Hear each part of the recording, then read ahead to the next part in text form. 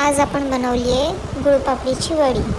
अगदी मोजकंच सामान, झटपट तयार होणारी, पण खूप छान लागते आणि बरेच दिवस टिकते सुद्धा.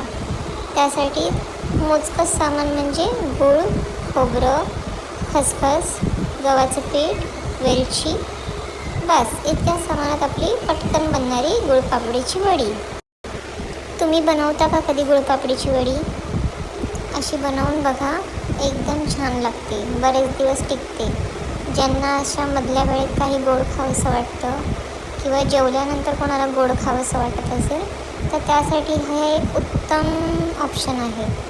तर बनवून नक्की बघा, मला कमेंट करून सांगा तुमची कशी झाली आहे आणि ही रेसिपी तुम्हाला कशी वाटली ते पण नक्की सांगा.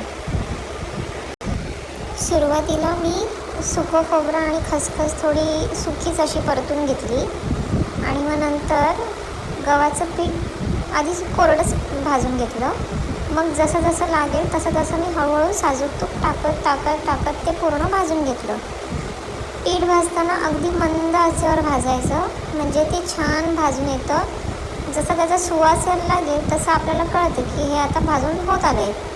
मग त्याच्यामध्ये आपण ते भाजलेलं खसखस, खोबरं आणि मग शेवटला गूळ टाकायचा. गॅस बंद करायचा, ताटाला तूप लावायचं आणि वडी छान थापून घ्यायची.